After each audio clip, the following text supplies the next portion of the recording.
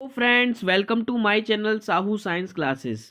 आज की video BSc first semester वालों के लिए बहुत ज़्यादा इंपॉर्टेंट होने वाली है, क्योंकि इसमें आपको जो मैं क्वेश्चन कराने वाला हूँ वो आपके लॉन्ग क्वेश्चंस में से बहुत ज़्यादा इंपॉर्टेंट है।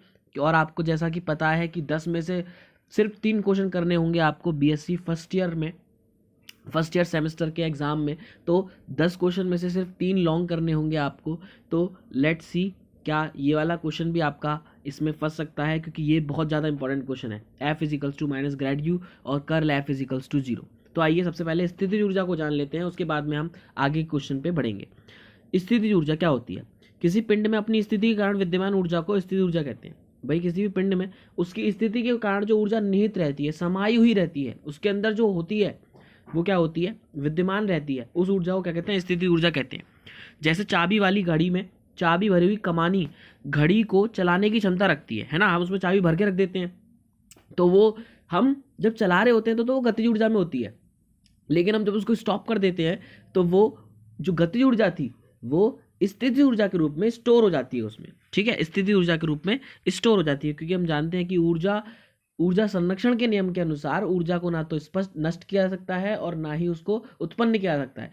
एक रूप से दूसरे रूप में उसको परिवर्तित किया जा सकता है। तो गतिज ऊर्जा से स्थितिज ऊर्जा में वो कन्वर्ट हो जाती है जब उसमें गाड़ी में चाबी भरते हैं तो। ठीक है, या घड़ी में चाबी भरते हैं तो। इस प्रकार कहा जा सकता है कि घड़ी के पास कुछ ऊर्जा है तथा यह ऊर्जा इसकी स्थिति या विकृति की अवस्था के कारण है, अर्थात यह स्थितिज ऊर्जा है। ठीक है, और बाकी आपको पता है स्थिति ऊर्जा क्या होती है, इसे यू से प्रदर्शित करते हैं। इसका फॉर्मूला बता देता हूँ मैं आपको। इसका जो फॉर्मूला होता है वो ये होता है, U is equals to minus R naught से लेके R F dot D R. ठीक है, अगर यह इनफाइनाइट से ले जा रहे हो, ठीक है, इनफाइनाइट से ले रहे हो और आर नॉट तक ला रहे हो या आर तक ला रहे हो, ठीक है, इनफाइनाइट से लेके आर तक लेके आ रहे हो। ठीक है, एफ डी आर क्या है? विस्थापन होता है। एफ क्या होता है? बल होता है। बल लगाकर किसी वस्तु को विस्थापित किया जाए यहाँ से लेके यहाँ तक। डी आर विस्थापन है, थोड़ा थोड़ा विस्थापन है। पूरी जो आर है ना, और इनफाइनाइट से लेके आ रहे हैं और आर तक जा रहे हैं। ठीक है, तो लिमिट क्या हो जाएगी? इनफाइनाइट से आर, है ना, बल लगाया एफ, तो F dot D are minus का यू इजिकल्स टू हो जाएगा माइनस का इंटीग्रेशन इनफाइनाइट से are F dot D are. तो ये स्थिति ऊर्जा का आपका फॉर्मूला हो जाता है। इसके बाद हम क्वेश्चन पे आते हैं कि सिद्ध कीजिए कि संरक्षी बल स्थिति ऊर्जा का ऋणात्मक ग्रेडियंट होता है, मतलब F इजिकल्स to minus grad U. अब एक और बात, ये जो साइन है आपका, ये आपका मैथमेटिकल फिजिक्स में होता है। किसमें? मैथमेटिकल फिजिक्स में है आपका ये साइन। क्या बोलते हैं इसे? मैं बताता हूँ आपको। ये होता है आपका डेल, इसे बोलते हैं डेल या नेबला होता है इसका नाम। ये क्या है? ये एक ऑपरेटर, ये एक वेक्टर ऑपरेटर होता है। ठीक है, वेक्टर ऑपरेटर होता है। इसकी वैल्यू कितनी होती है मैं ज़्यादा डीप में नहीं बता सकता, अभी आपको नॉर्मल समझना होगा। इसकी वैल्यू होती है delta upon delta X I cap plus delta upon delta Y J cap plus delta upon delta Z और के कैप। ठीक है, ये वैल्यू होती है इसकी। ठीक है, और जब इसका किसी अदिश के साथ गुणन होता है तो इसको ग्रेड बोलते हैं। जब इसका किसी अदिश के साथ गुणन होता है तो इसको ग्रेड बोलते हैं, यानी कि इसका यू के साथ हो रहा है, यू के साथ अदिश है तो इसको क्या बोल देंगे? ग्रेड बोल देंगे। ठीक है, अगर इसका किसी सदिश के साथ डॉट प्रोडक्ट होता है तो उसे डिव बोल देते हैं, और यदि इसका किसी सदिश के साथ क्रॉस प्रोडक्ट होता है तो इसे कर्ल बोल देते हैं। ठीक है, तो आज का हमारा प्रूफ करना है, हमें F इजिकल्स to minus grad U proof करना है। ठीक है, कैसे प्रूफ करेंगे देखते हैं। हम जानते हैं कि संरक्षी बल एफ के अंतर्गत किसी कण की स्थिति ऊर्जा, अभी हमने स्थिति ऊर्जा का फॉर्मूला देखा, U is equals to minus infinite से लेके आर और एफ डॉट डी आर।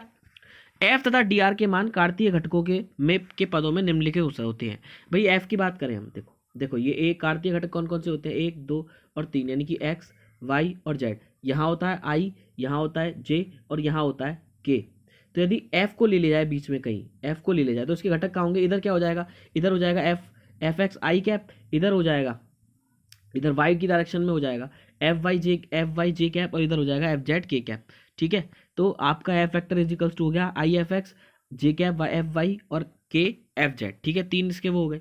अब डी आर की बात करें, क्योंकि हम जानते हैं आर वेक्टर इजिकल्स टू क्या होता है? ये विस्थापन सदिश है, x I cap plus Y J cap plus Z K cap.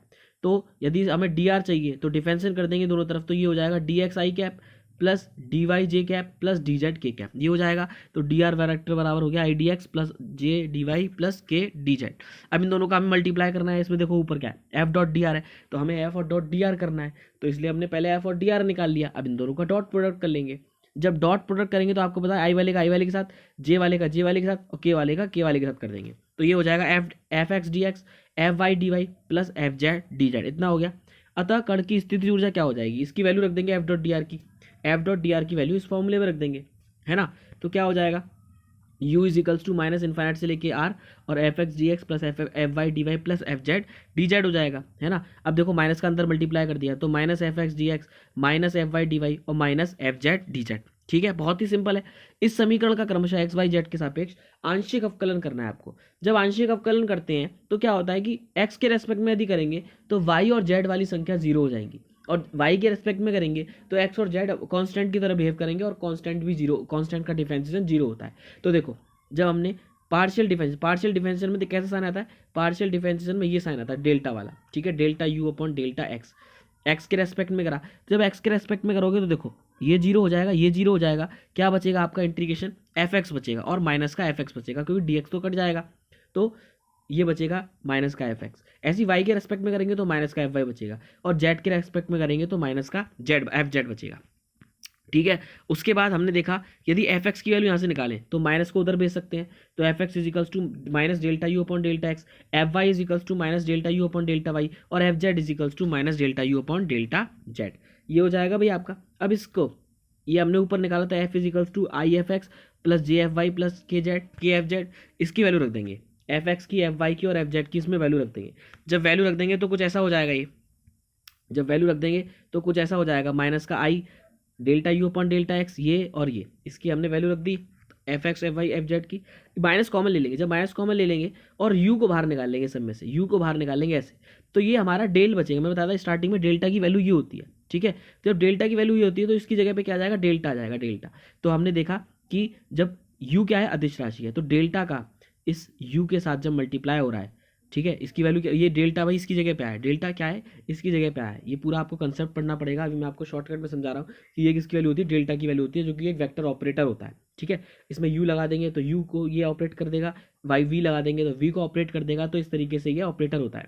तो माइनस का grad U, F इजिकल्स to minus का ग्रेड यू, ये हमने प्रूफ कर दिया कि अतः किसी, ये एफ होता है यहाँ पे, कण किसी कण की स्थिति ऊर्जा वह राशि है जिसका ग्रेडियंट उस कण पर लगने वाले संरक्षी बल के बराबर होता है। अब इसी के साथ एक और इंपॉर्टेंट क्वेश्चन है, दिखाइए कि एक संरक्षी बल का कर्ल सदैव शून्य होता है।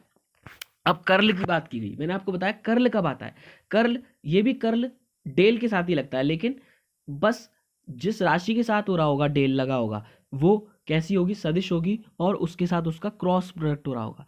कैसा, क्रॉस प्रोडक्ट हो रहा होगा। तो बस कुछ नहीं करना आपको, आपने देखा कि यहाँ पर एफ इजिकल्स टू, भाई आपको कर्ल एफ प्रूफ करना है, curl F इजिकल्स to zero. Curl F का मतलब हो गया कि डेल्टा क्रॉस एफ इजिकल्स टू आपको जीरो प्रूफ करना है, ठीक है।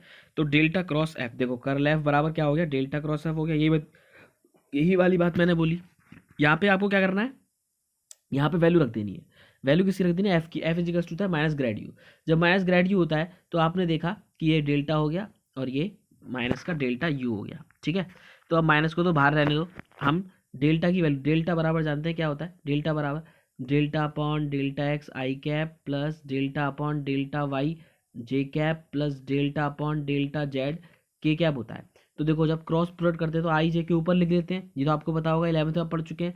अब यहाँ पे डेल्टा अपॉन डेल्टा एक्स आ गया, डेल्टा अपॉन डेल्टा वाई आ गया, और डेल्टा अपॉन डेल्टा जेड आ गया, ठीक है। अब इसका क्या आ जाएगा, इसका हमने देखा ऊपर delta U upon delta X, delta U upon delta Y और delta U upon delta Z आ जाएगा। अब देखो हमें क्या करना है, अब तो सिंपल है, क्रॉस प्रोडक्ट करना है, इसका क्या करना है, क्रॉस प्रोडक्ट करना है। अब क्रॉस प्रोडक्ट करने के लिए हम क्या करेंगे, पहले आई को छुपाते हैं, आई को रखते हैं।